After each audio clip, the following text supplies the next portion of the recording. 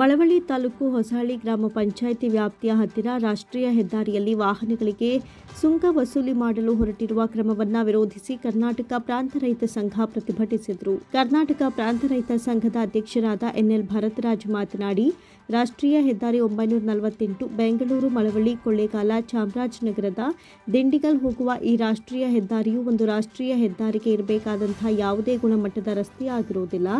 ಅಲ್ಲದೆ ರಸ್ತೆಯ ಪಕ್ಕದಲ್ಲಿ ಬರುವ ಕೆರೆ ಕಟ್ಟೆ ಇತರ ಹಳ್ಳಗಳಿಗೆ ತಡೆಗೋಡೆಗಳನ್ನು ನಿರ್ಮಿಸಿರುವುದಿಲ್ಲ. ರಸ್ತೆಯು ಈಗಾಗಲೇ ಕಿತ್ತು ಹೋಗಿದ್ದು ಪ್ಯಾಚ್ಗಳನ್ನು ಸಹ ಹಾಕಿರುತ್ತಾರೆ. ಇದು ರಾಷ್ಟ್ರೀಯ ಹೆದ್ದಾರಿಗೆ ಇರಬೇಕಾಗಿರುವ ಯಾವುದೇ ಗುಣಮಟ್ಟದ ರಸ್ತೆ ಆಗಿರುವುದಿಲ್ಲ. ಅಲ್ಲದೆ ಇದು ಸತ್ಯಗಾಲ ಟೋಲ ಎಂಬುದಾಗಿ ನಮೂದಾಗಿರುತ್ತೆ, ಆದರೆ ಸತ್ಯಗಾಲ ಚಾಮರಾಜನಗರ ಜಿಲ್ಲೆಯ ಕೊಳ್ಳೇಗಾಲ ತಾಲೂಕು ವ್ಯಾಪ್ತಿಗೆ ಸೇರ್ಪಡೆಯಾಗಿರುತ್ತೆ. ಆದರೆ ಈ ಟೋಲ್ ಮಂಡ್ಯ ಜಿಲ್ಲೆ ಮಳವಳ್ಳಿ ತಾಲೂಕು ಹೊಸಹಳ್ಳಿ ಗ್ರಾಮ ಪಂಚಾಯಿತಿ ವ್ಯಾಪ್ತಿಗೆ ಸೇರಿರುತ್ತೆ.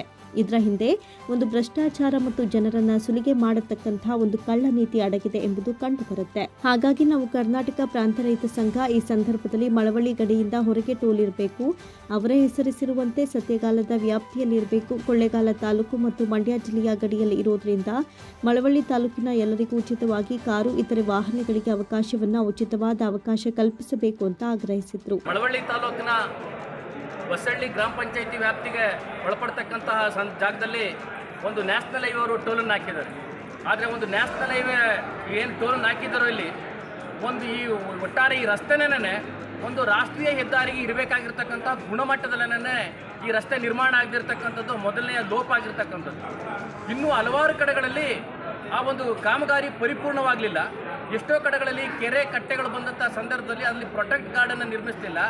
ಮತ್ತು ಆ ರಸ್ತೆಗಳು ಬೇರೆ ಬೇರೆ ಕಡೆ ಹೋಗ್ತಕ್ಕಂಥ ಸಂದರ್ಭದಲ್ಲಿ ಯಾವುದೇ ರೀತಿಯ ಸೂಚನಾ ಫಲಕಗಳಿಲ್ಲ.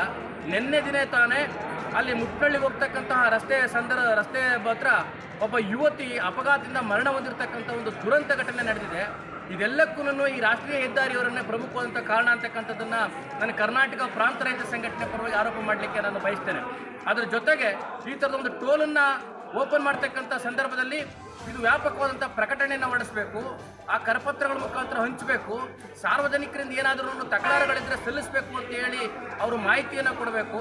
ಅದ್ರ ಜೊತೆಗೇನೆ DC ಅವರು ಜನಪ್ರತಿನಿಧಿಗಳು ಒಳಗೊಂಡಂಗೆನೇ ಸಂಘ ಸಂಸ್ಥೆಗಳು ಸಹ ಒಳಗೊಂಡಂಥ ರೀತಿಯಲ್ಲಿ ಸಭೆಗಳನ್ನು ನಡೆಸಿ ಇದ್ರ ಬಗ್ಗೆ ಅವರಿಂದ ಒಂದು ಅನುಮತಿಯನ್ನು ಪಡ್ಕೊಳ್ತಕ್ಕಂಥ ಪ್ರಯತ್ನವನ್ನು ಮಾಡಬೇಕು. ಇದು ಯಾವುದನ್ನು ಮಾಡ್ದೇನೆ ಏಕಾಏಕಿ ಇಡೀ ಇಲ್ಲಿ ಇವತ್ತು ವಾಹನ ಮಾಲೀಕರಿಂದ ಸುಲಿಗೆ ಮಾಡ್ತಕ್ಕಂಥ ಒಂದು ಹಗಲು ದರೋಡೆ ಕೆಲಸವನ್ನು ರಾಷ್ಟ್ರೀಯ ಹೆದ್ದಾರಿಯವರು ಮಾಡಲಿಕ್ಕೆ ಹೊರಟಿದ್ದಾರೆ. ನಾವು ಈ ಸಂದರ್ಭದಲ್ಲಿ ಕರ್ನಾಟಕ ಪ್ರಾಂತ ರೈತ ಸಂಘಟನೆ ಒತ್ತಾಯ ಮಾಡ್ತಕ್ಕಂಥದ್ದು ಏನಪ್ಪ ಅಂತ ಹೇಳಿದ್ರೆ, ಮಂಡ್ಯ ಜಿಲ್ಲೆಯಲ್ಲಿರ್ತಕ್ಕಂಥ ಎಲ್ಲ ವಾಹನ ಮಾಲೀಕರುಗಳಿಗೆ ಉಚಿತವಾದಂಥ ರೀತಿಯಲ್ಲಿ ಅವಕಾಶವನ್ನು ಕಲ್ಪಿಸಬೇಕು ಅನ್ನೋದು. ಯಾಕೆಂತ ಹೇಳಿದ್ರೆ ಇಲ್ಲಿ ಇಡೀ ಒಂದು ಗ್ರಾಮೀಣ ಭಾಗದಲ್ಲಿರ್ತಕ್ಕಂತಹ ಒಂದು ಭಾಗ ಇದು. ಇಲ್ಲಿ ರೈತರುಗಳು ತಮ್ಮ ಸರಕು ಸಾಮಗ್ರಿಗಳನ್ನು ಸಾಗಿಸ್ಲಿಕ್ಕಾಗಿ ಪದೇ ಪದೇ ಓಡಾಡಬೇಕಾಗಿರ್ತಕ್ಕಂಥ ಅಗತ್ಯ ಇದೆ. ಇಂಥ ಒಂದು ಸಂದರ್ಭದಲ್ಲಿ ಇದೇನು ದೊಡ್ಡ ವಾಣಿಜ್ಯ ಸಿಟಿ ಏನಲ್ಲ. ಇದು ರೈತರು ವ್ಯವಸಾಯ ಮಾಡ್ತಾ ಇರ್ತಕ್ಕಂತಹ ಗ್ರಾಮೀಣ ಭಾಗದಲ್ಲಿ ವಾಸ ಮಾಡ್ತಾ ಇರ್ತಕ್ಕಂತಹ ಒಂದು ಪ್ರದೇಶ. ಹಾಗಾಗಿ ರೈತರುಗಳು ಆಗಾಗೇನೇನೇ ಸರಕು ಸಾಮಗ್ರಿಗಳನ್ನು ಸಾಗಿಸ್ಲಿಕ್ಕಿರ್ಬೋದು ಮತ್ತು ನಗರಗಳಿಗೆ ಹೋಗ್ತಕ್ಕಂಥದ್ದು ಇರ್ಬೋದು, ಇದೆಲ್ಲಕ್ಕೂ ಅವಕಾಶವನ್ನು ಕಲ್ಪಿಸಬೇಕು. ಮೊದಲನೇದಾಗಿ ಇವರು ಬೈಪಾಸ್ ರಸ್ತೆಯನ್ನು ಮಾಡಲಿಲ್ಲ. ಈಗ ಅಲ್ಲಿ ಇರ್ತಕ್ಕಂಥ ರಸ್ತೆಯನ್ನೇ ಇವರು ಮಾಡಿರ್ತಕ್ಕಂಥದ್ದು. ಆ ರಸ್ತೆಯನ್ನೇ ಮೊದಲೇಗಿತ್ತು ಅದೇ ರೀತಿಯಾದಂಥ ರಸ್ತೆಗಳಿದೆ.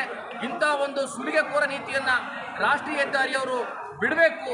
ಯಾಕೆಂದರೆ ವಾಹನ ಮಾಲೀಕರು ಸಹ ಮೊದಲನೇದಾಗಿ ಅವರು ರೋಡ್ ಟ್ಯಾಕ್ಸನ್ನು ಕಟ್ತಾರೆ.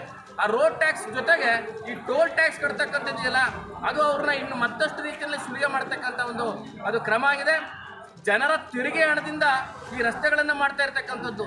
ಜನರ ತೆರಿಗೆ ಹಣದಿಂದ ರಸ್ತೆಗಳನ್ನು ಮಾಡಿ ರೋಡ್ ಟ್ಯಾಕ್ಸನ್ನು ಕಟ್ಟಿ ಮತ್ತೊಂದು ಸತಿ ಟೋಲನ್ನು ಕಟ್ತಕ್ಕಂಥದ್ದಿದೆಯಲ್ಲ, ಇದು ಹಗಲು ದರೋಡೆಯ ಕೆಲಸ. ಇದನ್ನು ನಿಲ್ಲಿಸಬೇಕು ಅಂತ ಹೇಳಿ ನಾನು ಕರ್ನಾಟಕ ಪ್ರಾಂತ ರೈತ ಸಂಘಟನೆ ಪರವಾಗಿ ನಾವು ಒತ್ತಾಯ ಮಾಡ್ತಾ ಇದ್ದೀವಿ. ಇಲ್ಲ ಅಂತ ಹೇಳಿದ್ರೆ ನಾವು ಮುಂದಿನ ದಿನಗಳಲ್ಲಿ ಉಗ್ರ ರೀತಿಯಾದಂಥ ಹೋರಾಟವನ್ನು ಇಡೀ ತಾಲೂಕಿನ ರೈತರು, ಕೂಲಿ ಕಾರ್ಮಿಕರಿರ್ಬೋದು, ವಾಹನ ಮಾಲೀಕರುಗಳಿರ್ಬೋದು, ಇವರು ಎಲ್ಲರೂ ಒಳಗೊಂಡಂಥ ರೀತಿಯಲ್ಲಿ ಉಗ್ರವಾದಂಥ ಹೋರಾಟವನ್ನು ನಡೆಸಬೇಕಾಗ್ತದೆ ಅಂತಕ್ಕಂಥ ಒಂದು ಎಚ್ಚರಿಕೆಯನ್ನು ಈ ಸಂದರ್ಭದಲ್ಲಿ ರಾಷ್ಟ್ರೀಯ ಹೆದ್ದಾರಿ ಪ್ರಾಧಿಕಾರದವರಿಗೆ ಕೊಡಲಿಕ್ಕೆ ನಾನು ಬಯಸ್ತೇನೆ. ಪ್ರತಿಭಟನೆಯಲ್ಲಿ ಬಿಜಿಪುರ ಹೋಬಳಿ ಅಧ್ಯಕ್ಷರಾದ ಗುರುಸ್ವಾಮಿ, ನಂಜುಂಡಸ್ವಾಮಿ, ಪ್ರಮೋದ್, ಸಂದೀಪ್, ಸಿದ್ದರಾಜು, ಪ್ರದೀಪ್, ಅಶೋಕ್, ಮಲ್ಲಿಕಾರ್ಜುನ ಸ್ವಾಮಿ ಭಾಗವಹಿಸಿದರು.